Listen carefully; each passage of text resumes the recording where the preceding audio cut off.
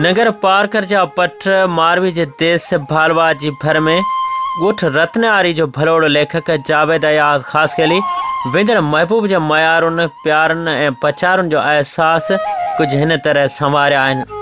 कारीअर जो ज़हर डिसंबर हाय विछोड़ो कहर डिसंबर हुनखां सवाइ कीअं जंदसि आऊं हिकिड़ो पहर डिसंबर मुंहिंजो जीवन सारो खंडर तोखे न लोॾो लहर डिसंबर तो बि न जाना तुंहिंजो जावेद थर जो प्यासो ॾहर डिसंबर कारीअर जो ज़हर डिसंबर हाय विछोड़ो कहर डिसंबर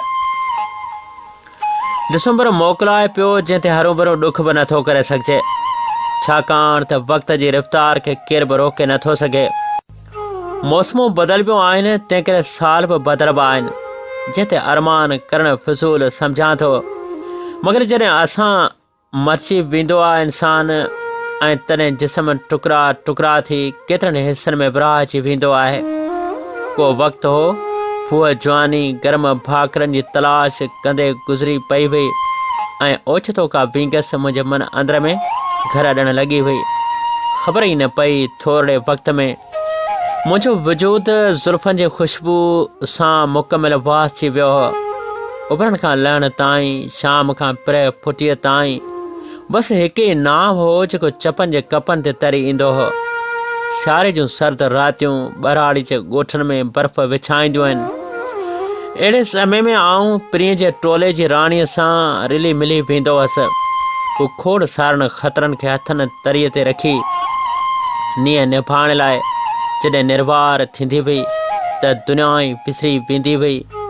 महसूसु ईअं थींदो हो ॼण मुंहिंजी कुल काइनात उहा ई आहे। मादीअ खे जॾहिं बि यादि कंदो आहियां पंहिंजो पाण खे संभाले न सघंदो आहियां। अखियुनि में लुड़कनि जो समुंड उथली पवंदो आहे ऐं सोचनि में ग़म थी वेंदो आहियां आख़िरकार मूंसां ईअं छो पियो थिए। डिसंबर वेंदे मुंहिंजा ॾुख समेटण जे बजाए वेतर वधीक दर्द टोकरियूं सौंपे वञी रहियो आहे। जनवरी में विंगस बैराज जी पटन ॾांहुं उॾामी वेंदी जिते सिंधूअ जो पाणी हूंदो मगर आऊं हिते ई थर भिटुनि में उञारो रहिजी वेंदसि।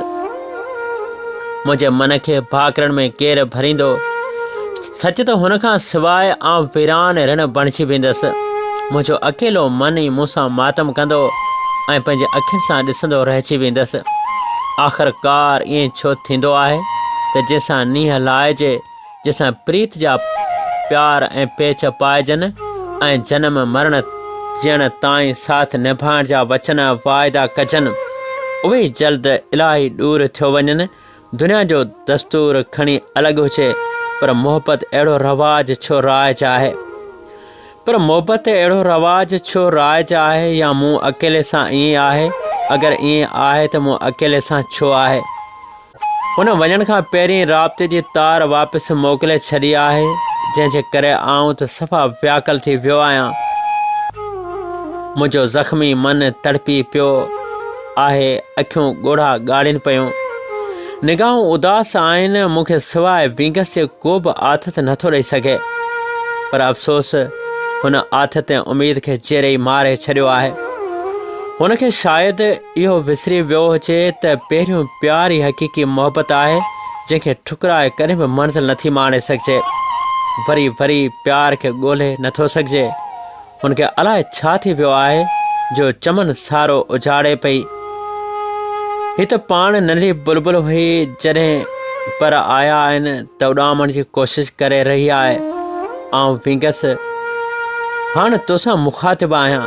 बेशक आऊं उॾामी नथो सघां ऐं न ई तुंहिंजे आख़िरी आशियाने ताईं पहुची सघां थो पर आऊं तोखे कॾहिं बि पाण खां धार नथो सम्झी सघां छाकाणि मुंहिंजे वजूद जे हर हिसे तोसां मोहबत कई आहे। तुंहिंजे चपनि जी ख़ूबसूरत लाली मुंहिंजी रग रग में रचियल आहे। तुंहिंजे नक जी फुल्ली जा निशान मूं सांढे रखिया आहिनि हा जेके तुंहिंजी यादि ॾियारनि था। तूं वेंदड़ साल जीअं वञी रही आहीं जेका मूंखे मंज़ूर न आहे पर जेकॾहिं वञी थी त वरी मोटी अचिजांइ। मुंहिंजे दिलि जा ताक हमेशह खुलियल रहंदा। मुंहिंजे मन ते तुंहिंजी हुकुमरानी हली सघे थी। तूं हुकुम करे ॾिसजांइ। वरी मोटी अचण जी तूं कचा जानी असां ॾे बसि असां इंतज़ारु पोखियो आहे अखियुनि जे हिन त आथे में।